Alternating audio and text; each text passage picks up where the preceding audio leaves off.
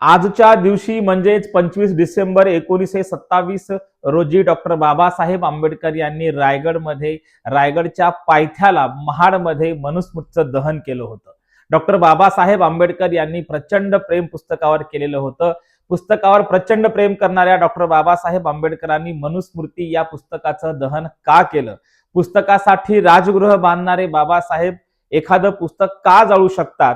तेवढंच नाही तर एकूण 32 पुस्तके, असंख्य लेख आणि त्यासोबतच विविध निबंध, प्रबंध आणि विविध देशात जाऊन विविध लिखाण करणारे बाबासाहेब, एवढं पुस्तकावर आणि लिखाणावर आणि वाचनावर प्रचंड प्रेम करणारे बाबासाहेब आणि स्वतःच्या जागतिक लेवलच्या म्हणजे जवळपास जगामध्ये काही मोजक्या लोकांकडे अशी लायब्ररी होती जी व्यक्तिगत लायब्ररी होती, ज्याच्यामध्ये सर्वाधिक म्हणजे 50,000हून जास्त पुस्तके होती.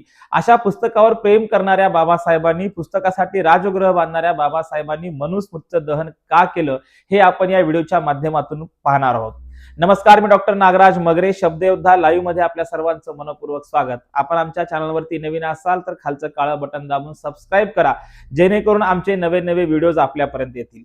तर मी सांगत होतो की डॉक्टर बाबासाहेब आंबेडकर यांनी मनुस्मृती का जाळली, का त्यांना वाटलं की हे पुस्तक जाळावं. खरं तर पुस्तकावर प्रेम करणारे बाबासाहेब जगातल्या मोजक्याच लोकांपैकी आहेत, ज्यांनी जवळपास एकूण 32 पुस्तके लिहिली, असंख्य लेख लिहिले, प्रबंध लिहिले आणि एवढं प्रचंड वाचन असणारे, अभ्यास असणारे आणि 50,000हून जास्त आपल्या व्यक्तिगत लायब्ररीत पुस्तकं असणारे बाबासाहेब मनुस्मृती नावाचा ग्रंथ जाळतात.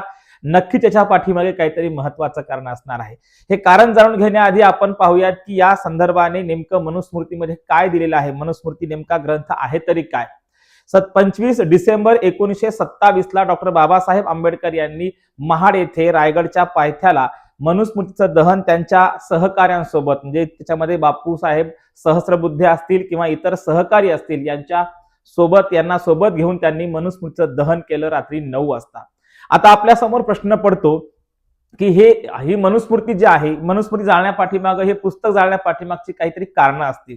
तर मनुस्मृती नेमकी काय आहे? तर मुळामध्ये इथला शूद्र आणि इथली वर्णव्यवस्था मनुस्मृती पाडते. एक तत्कालीन कायद्याचं पुस्तक म्हणायला काही हरकत नाही.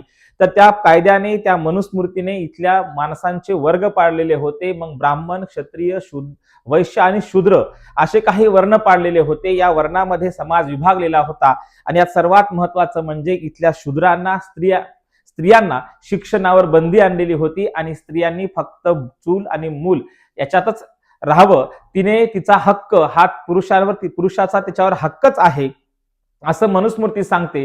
तेवढंच नाही तर एखाद्या स्त्रीनं गुलाम कसं त्याच्या सांगितलेलं आहे, तर त्याच्यामध्ये मनुस्मृतीच्या जवळपास आपल्याला सांगता येईल की 148व्या श्लोकामध्ये म्हटलेलं आहे की एका स्त्रीने सुरुवातीला आपल्या वडिलांच्या, त्याच्यानंतर आपल्या नवऱ्याच्या आणि त्याच्यानंतर आपल्या मुलाच्या, या तीन पुरुषांच्या खरं तर तिने गुलामीत राहावं. तिनं याच्याच छत्राखाली जगावं. तिनं स्वतःचा निर्णय घेऊ नये.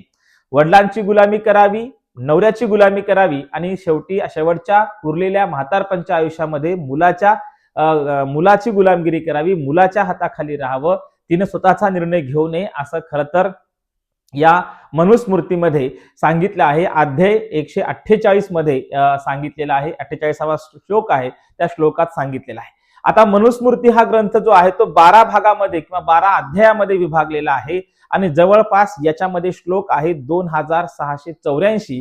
तर काही लेखकांचं, काही अभ्यासकांचं, त्यामध्ये प्रामुख्याने आपल्याला सांगता येतील नरहर कुरुंदकर यांनी या मनुस्मृतीवरती अभ्यास केला आणि त्या संदर्भाने त्यांनी व्याख्यानं देखील दिले. त्यांच्या 2 ते 3 पुस्तक रूपाने ते व्याख्यान त्यांचे आलेले देखील आहेत आणि त्याच्यामध्ये ते असं म्हणतात की काही लेखकांचं म्हणणं आहे की 12 अध्यायामध्ये आहे आणि जवळपास 2684 श्लोक आहेत. तर काहींचं मत आहे की 2694 आहेत.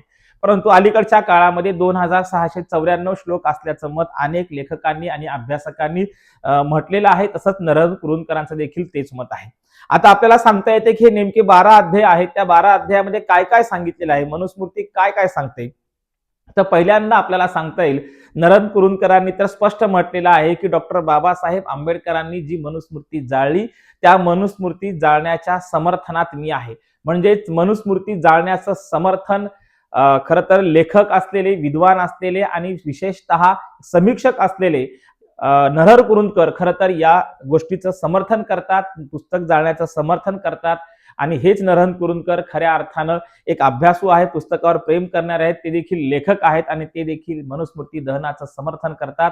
याचा अर्थ या पुस्तकामध्ये काहीतरी आहे असं आपल्याला म्हणता येतं.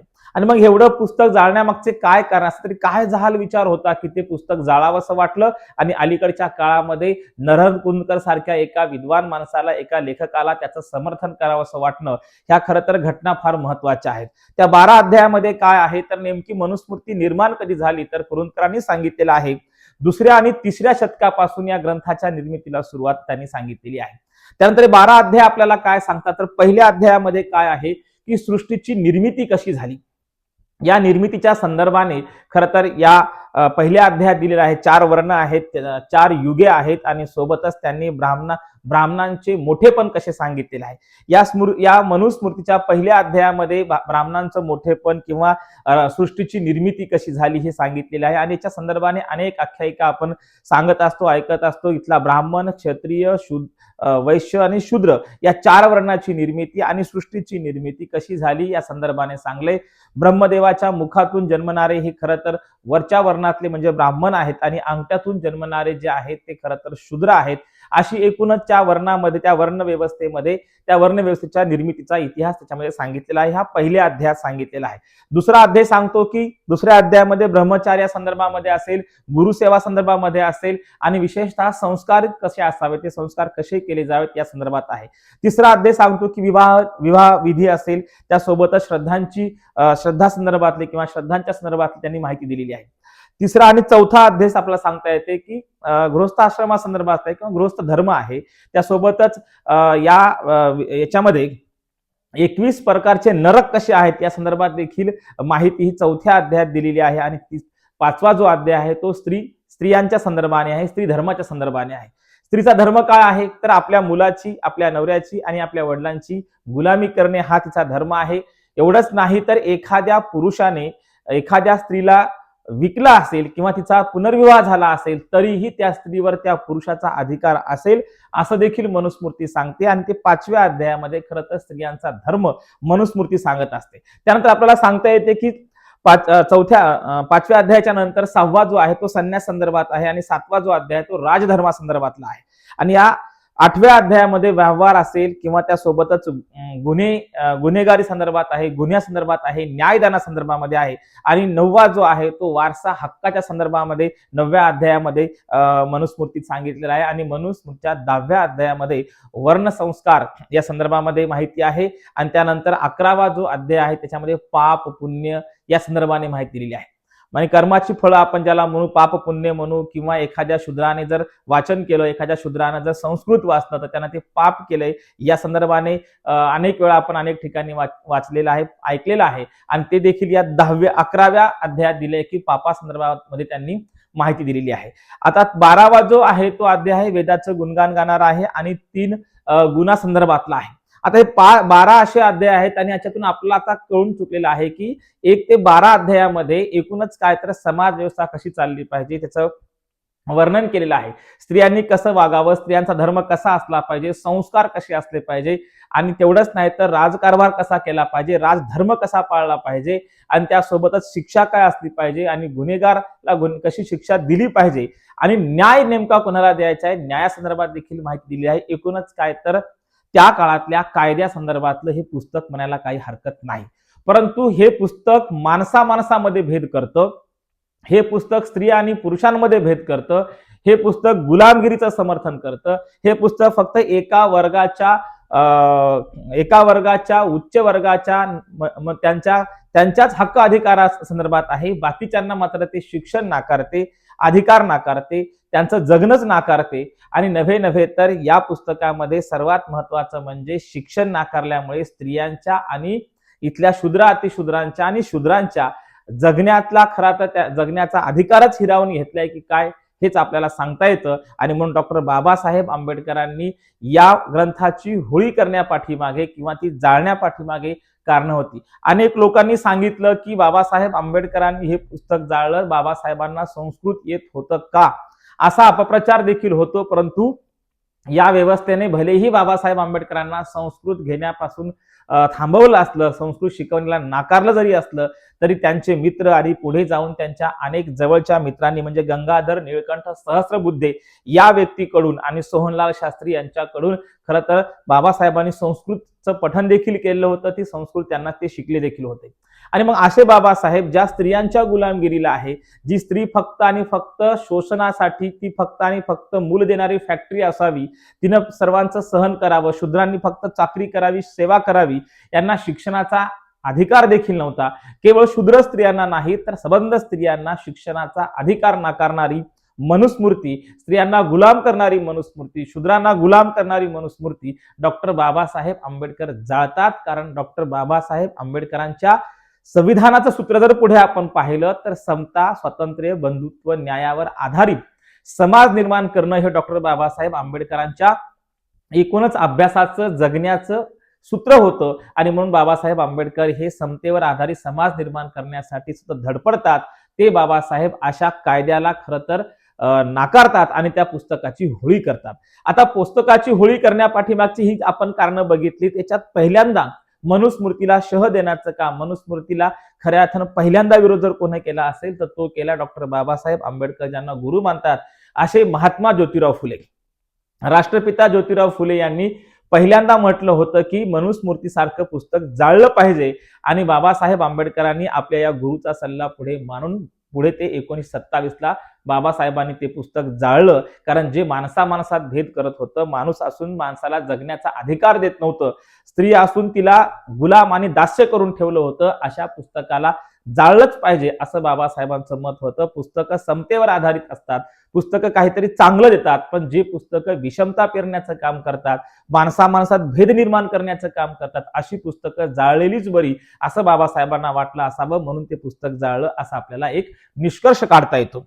शिक्षणाचा अधिकार नाकारणे, बौद्धांच्या संदर्भाने जर आपण पाहिलं तर एक वर्चस्ववादी त्या काळामध्ये बौद्धांचं वर्चस्व होतं. ते वर्चस्व कमी करण्यासाठी मनूने या कायद्याच्या माध्यमातून त्यांचं वर्चस्व देखील कमी केलं.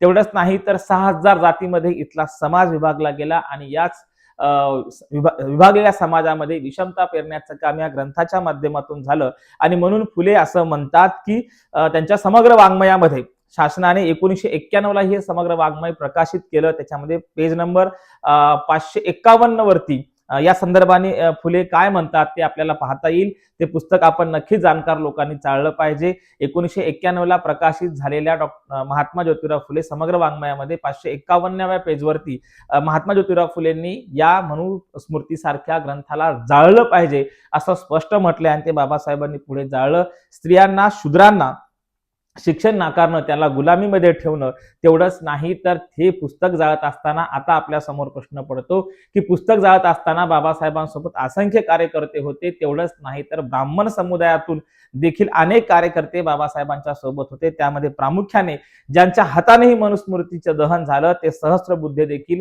ब्राह्मण समुदायातूनच येतात. याचा अर्थ माणसामध्ये भेद निर्माण करणाऱ्या या पुस्तकाचं दहन केलं, ना की एखाद्या व्यक्तीला किंवा एखाद्या व्यक्ती समुदायाला त्यांच्या जातीला टार्गेट करण्यासाठी केलेलं नाही. याचा अर्थ मात्र लोकांनी वेगळा काढला. थेट ब्राह्मण समुदायाला टार्गेट करणे म्हणजे मनुस्मृतीला टार्गेट करणे असं नाही, तर मनुवादाला टार्गेट करणे, ब्राह्मणवादाला टार्गेट करणे हे खरं तर इथल्या या अलीकडच्या पिढीचं कार्य पाहिजे. परंतु अलीकडे आपण पाहतोय जाणीवपूर्वक एखाद्या समाजाला आपण दोषी धरत असतो, परंतु ते तसं नसतं. कारण ज्यांच्या हाताने पुस्तकाचं दहन केलं, ज्याच्या हाताने मनुस्मृतीचं दहन केलं, ते हात देखील आपण जर पाहिला असेल तर सहस्रबुद्धे नावाच्या एका ब्राह्मण व्यक्तीचे होते, त्या सहकार्याचे होते. अशा असंख्य सहकार्यांनी या समतेच्या लढ्यामध्ये बाबासाहेबांना सहकार्य केलेलं आहे. आणि म्हणून माणसामध्ये भेद करणारं, इथल्या स्त्रियांना गुलाम करणारं आणि शूद्राला गुलाम करणारं, शिक्षण नाकारणारं, जगणं नाकारणारं पुस्तक अर्थात मनुस्मृती बाबासाहेबांनी जाळण्याचं एकमेव कारण होतं. कारण बाबासाहेबाला समतेवर आधारित समाज निर्माण करायचा होता. धन्यवाद.